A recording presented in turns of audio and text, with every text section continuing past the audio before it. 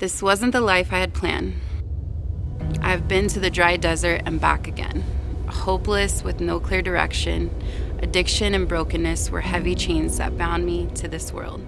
I was spiritually dead and using drugs and alcohol, human trafficking, incarceration, my brother passing, homelessness, losing custody of my daughter, and even having suicidal thoughts. This was my life. In 2017, everyone I knew had given up on me. Stranded in the middle of the desert, lost in addiction, I prayed to a God I didn't know yet. I hit rock bottom. Again. I was lost and broken. Fear, shame, and guilt flooded my mind with thoughts of suicide. I prayed my way to my aunt's home, and this is where I met Jesus for the first time. I had so many questions, I didn't even know how to ask them all.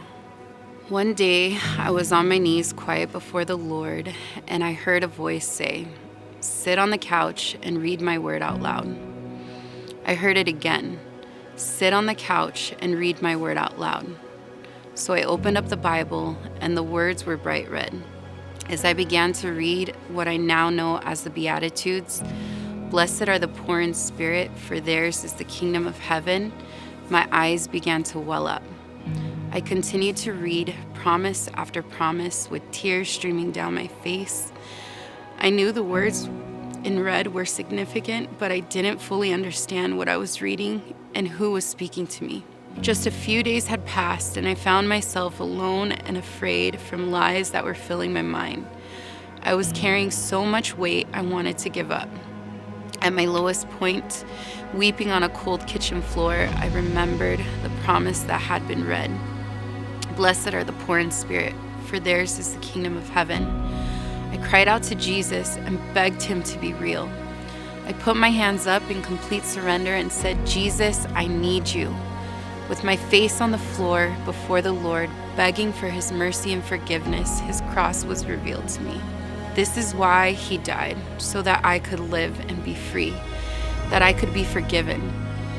The love that I was searching for in all the wrong places led me to him, my Lord and Savior, Jesus Christ. The heavy weight that I was carrying had been lifted. I could see a new path. The scales had fallen from my eyes, and it was this very moment that I became a Jesus follower. As I began walking with Jesus, he led me to Hope Church and surrounded me with the kingdom, his family. I attended Discovering Hope and knew that Hope would be my home church. 2 years later, I now co-lead a small group, and I love serving my church. To this day, I continue to pursue God and his word with my new family. I choose to remain poor in spirit. I realize I need Jesus, and I do not forget the way he led me out of the dry desert. I'm not only forgiven, but God has shown me I am also accepted as his daughter. My name is Christina, and this is how I found hope.